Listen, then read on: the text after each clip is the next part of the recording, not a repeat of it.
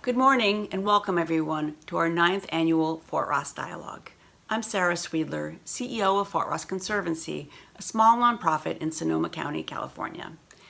On behalf of my team and my board of directors, I'd like to thank you all for joining us. While it's our 9th dialogue, this year's event is certainly taking place under unusual circumstances, with the conference fully virtual. While it would be ideal to meet in one place under one roof, the global pandemic makes that untenable. The spread of the virus also reminds us how we all share the same planet, and we are truly more connected than we often acknowledge. It's also worth acknowledging the upside of going virtual this year. We have a more diverse audience, with speakers and participants from rural Alaska, many American states, and various regions across Russia and Europe. Thanks to our marvelous tech team, and we hope some favorable internet connectivity, today's technology will link us across the planet and across languages. You can tune in from afar so that we can, in fact, come together. And that is actually what the Fort Ross platform does best. The common ground of our shared history and the shared physical landscape at Fort Ross, bringing together Alaska Natives, Russians and Russian Americans, and most importantly, the Kashaya-Pomo, the first people of Matini, or what is now Fort Ross, on whose lands our open-air museum now operates. Constructed by 19th century Russian explorers on the edge of the Pacific Ocean facing Russia's Far East, Matini Fort Ross remains the constant, regardless of changes in leadership and policies that may come from our respective capitals. The land itself is the important and durable connection. Fort Ross Dialogue will run for 5 days, roughly one session a day, with each day offering vastly different topics of discussion. The goal is to foster people-to-people connections, to stay human in each other's eyes, to realize that we have more in common and at stake than any perceived or manufactured differences. This is my 9th year organizing this event, and I'm proud of how this forum has grown, amazed at the professionalism of my team, and profoundly grateful for the mentorship and support I've received from many, many institutions and individuals.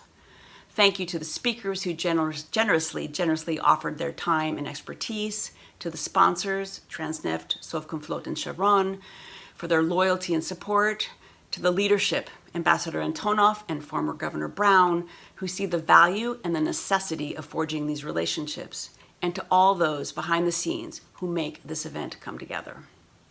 One last thing. Please use this opportunity to network virtually and forge some connections yourself. Please do look around the Whova conference application platform. We've posted some incredibly excellent content. There's some academic papers that support the panels. We've got videos on Fort Ross because it's absolutely beautiful and we cannot meet there in person.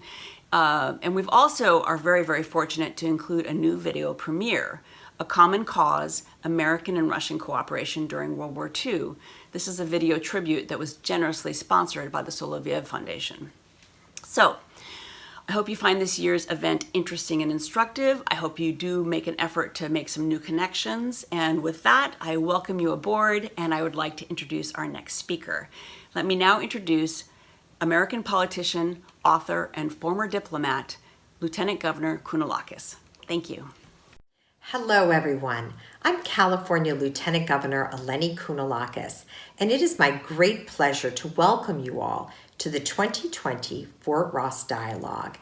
I'd like to congratulate and commend the leadership of the Fort Ross Conservancy, especially CEO Sarah Sweedler, for the hard work they've all done to assure that this important interchange between friends from Russia and California can be held virtually. The silver lining of this virtual format is that even more students and experts of this important and long-standing relationship will be able to access this conference and benefit by hearing from the outstanding speakers participating over the next few days. We in California are proud of the incredible ethnic diversity found in our Golden State. Today, 27% of Californians are foreign-born, and 1 in 2 of us have at least one foreign-born parent. Our state is a tapestry of cultures made of a fabric that includes the original inhabitants of these lands, as well as those who came from around the world seeking a better life for themselves and their families. This includes Russian Americans, both the descendants of the Russian trappers and traders who settled in the Fort Ross area in the early 1800s, and all those who have come to California since. Russia first established a presence at Fort Ross in 1812, many years before the gold rush started in 1849. The Fort Ross Conservancy reminds us and educates the public about the important role these Russian explorers played in the early history of our state. Throughout the years, the Conservancy has also fostered and supported the friendship and cultural ties that bind California and Russia, even during times when political relations between national governments were strained. As a former U.S. ambassador, I am very aware of how important these informal, people-to-people connections are to discussing commonalities, to understanding differing perspectives, and to repairing relations that can become frayed. In 2012, the Conservancy launched the Fort Ross Dialogue as a Track 2 platform intended to increase communication and collaboration between our two countries, and we are proud that the Common Ground Fort Ross here in California provides a positive and symbolic venue for this important work. The subjects which will be covered during this year's conference are of great relevance to all of us, and we will hear from a remarkable lineup of eminent speakers. The timing is also important as we transition to a new administration in the United States, led by President-elect Biden and Vice President-elect Kamala Harris. First, experts will discuss fostering peace in a time of nuclear proliferation. This is a never-ceasing imperative, made all the more important by recent tensions between our two countries and elsewhere in the world. And there are few people anywhere who are more knowledgeable on the history and the future of this topic than former Secretary of State Dr. Henry Kissinger, Russian Deputy Foreign Minister Sergei Ryabkov, and former Undersecretary of State for Arms Control Rose Gottmuller. Next, the future of energy is something we in California are especially focused on as the impacts of climate change continue to become more pronounced and deadlier to our people every year. For over a century, oil and energy companies have been among the dominant actors in the global economy. We will hear from industry experts who will describe their evolving role in reimagining how energy will be produced and provided in the future. U.S.-Russia healthcare cooperation is another topic which will be discussed and is, of course, very timely as the COVID-19 global pandemic rages around the world. Also on the agenda this year is the impact of European settlers on Native American peoples. We will hear from the Fort Ross Conservancy and members of the Kashaya-Pomo tribe, including Kaylee Panola. Finally, the session on land stewardship and historic and contemporary land management practices will give us the opportunity to hear from some of our state's foremost experts, including California Secretary for Natural Resources, Ray Crowfoot, and Kashaya Tribe Director of Environmental Planning, Nina Hapner, on a subject critical to our future. We have much to learn from the past and from the people who originally inhabited these precious lands. As a member of the California State Lands Commission myself, I want to express my gratitude to members of the Kashaya-Pomo tribe for all they are doing to teach us about environmental conservation. I hope you will make the most of this remarkable opportunity to hear from some of the world's leading experts on all of these subjects. And even though it is a bit harder to develop personal relationships over the internet than it is in person, I encourage you all to continue to connect any way that you can to keep your relationships healthy and productive.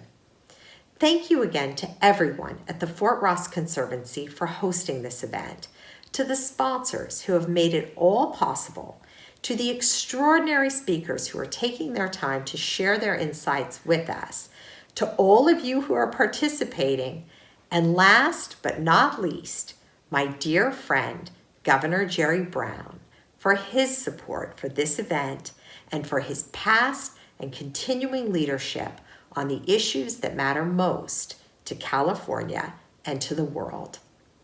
Thank you.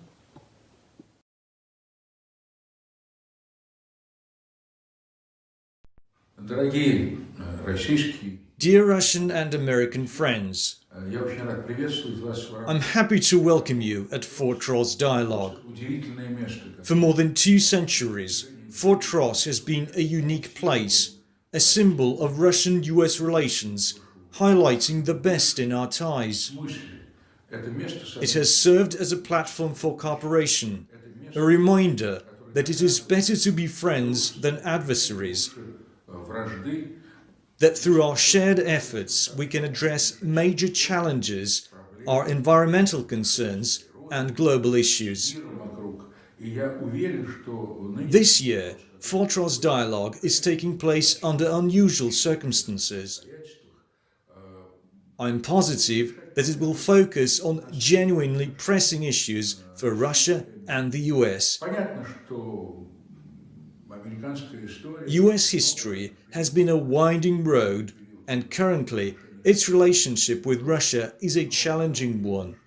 However, I strongly believe that goodwill is much better than animosity. Fort Ross is our role model. I wish you all a successful discussion. Hello, everyone from San Francisco. It's a great honor to be with you on this first day of the Fort Ross Dialogue. Special thanks to former Governor Jerry Brown for being a driving force in the creation of this dialogue, and great appreciation to the Fort Ross Conservancy for organizing this important event.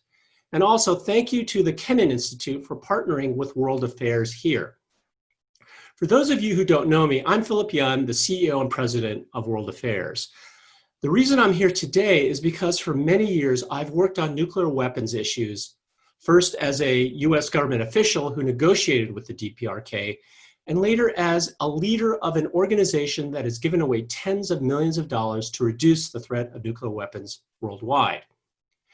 And in the short 5 minutes or so I have with you all, I have good news and bad news.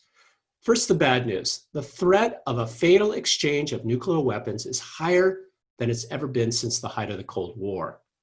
But the danger is not a bolt out of the blue from a hostile country like North Korea.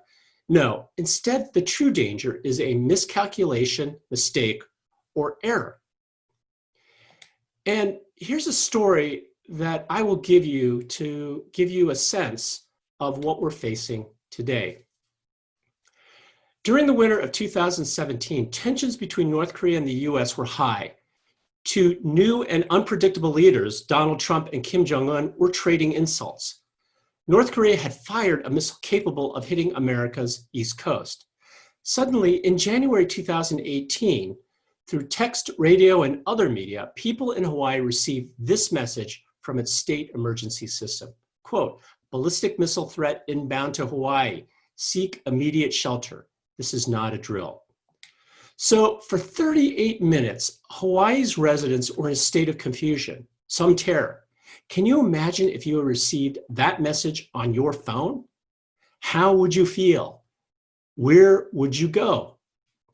Luckily, this warning happened to be because an employee hit the wrong button. It was a mistake.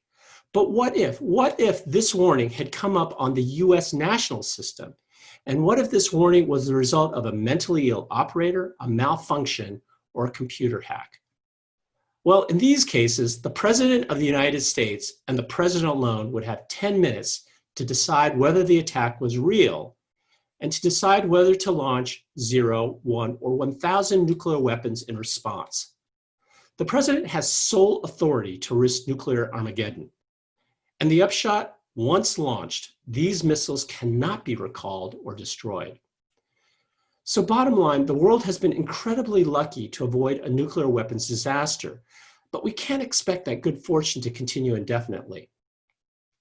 But I promised you good news, and here it is. we can do something. And it's not as hard as people think. So here's another story. I was at a small dinner with Bill Gates in 2014 in Seattle. I was trying to convince him that nuclear weapons and their possible use were existential threats that required urgent attention. He disagreed with me, and he told me I was wrong pretty directly and declared that the bigger problem was in fact pandemic. Well, we didn't agree that night on which existential issue was worse. However, Bill Gates, by pressing me, made me realize a very important thing about nuclear weapons. As we have seen in 2020, containing and hopefully eliminating a pandemic requires a massive worldwide coordination and mobilization of people, money, infrastructure, and governments at all levels. In contrast, the world can be made much safer from nuclear weapons if a handful of key decision makers decide to act. Ronald Reagan and Mikhail Gorbachev did so in 1986, leading to the elimination of an entire class of nuclear weapons, 3,000 of them in 1987. To be sure, there are other nuclear weapons scenarios to worry about, but getting Russia and the US to do the right thing now would make a huge difference. In short, the threat we face from nuclear weapons is man-made.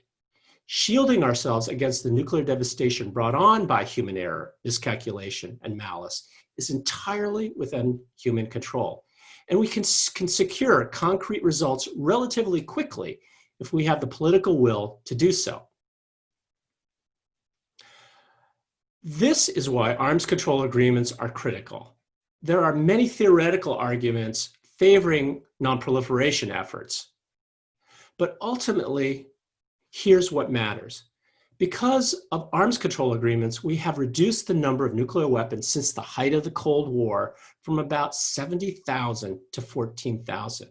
There are now fewer weapons to make a mistake with or to sell to the highest bidder.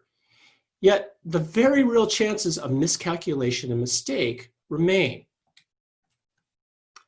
As Lieutenant Governor Kounalakis stated, the Fort Ross Dialogue is making a meaningful contribution.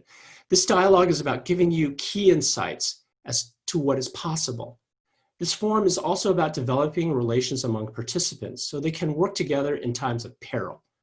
Official US-Russia relations are at a standstill. Private and civic groups can and must do more when governments cannot.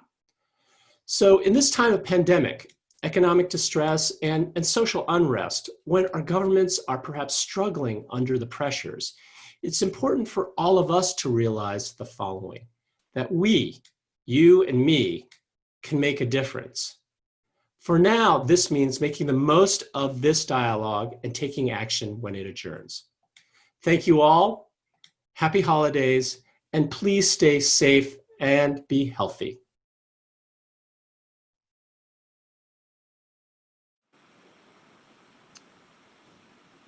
First of all, thank you for the invitation to speak to such wide audience. Today is a great pleasure for me to see familiar faces from California, from Moscow, and from various corners of our world. The Fort Ross Dialogue Forum has established itself as an all-weather platform for socio-political discussion between Russia and the United States. For many years, despite all the hardships to which the pandemic was added this year, the conference has been a magnet for those people from our countries who wish to see positive developments in bilateral relations. Fort Ross is a significant milestone in our common history. The creation of the first Russian settlement in California back in 1812 not only opened the way for the development of vast territories and trade, but also facilitated the establishment of friendly contacts between peoples of the two continents. I'm convinced that efforts to preserve the common cultural and historical heritage will certainly promote the unified principles in Russian-American ties. This conference's agenda, as in previous years, seeks to find areas of mutually beneficial cooperation between Moscow and Washington. I have to admit that recent years were a time of missed opportunities. Our relations got into a dysfunctional rut. It seems like we are going round on monotonous circles of sanctions and counter-sanctions. Nevertheless, Russia remains open to the work to overcome the accumulated contradictions. We have repeatedly suggested specific projects to restore pragmatic interaction.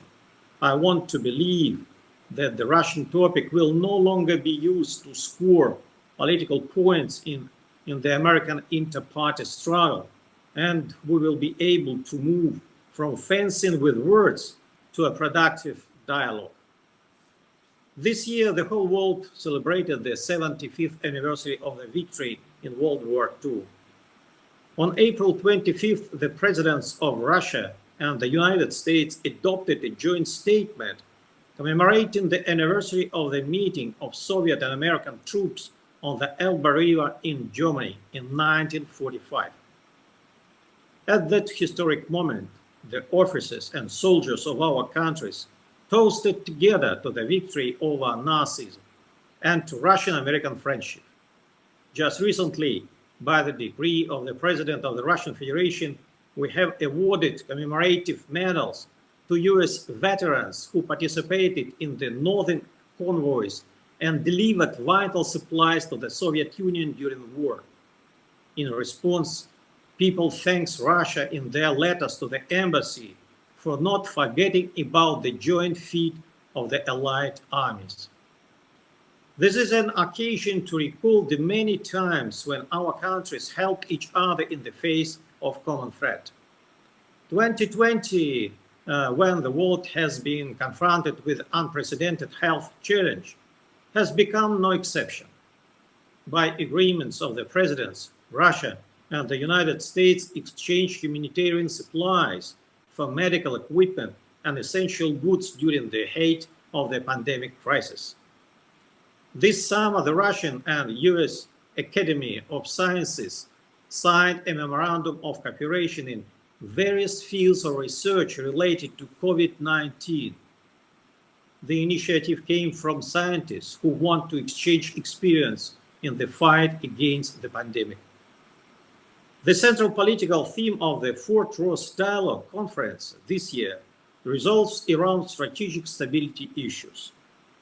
We all clearly see that the current situation in the world is characterized by dangerous challenges and destructive trends. These include the risk of an arms race and proliferation of weapons of mass destruction, terrorism, regional conflicts, environmental disasters, and outbreaks of infectious diseases.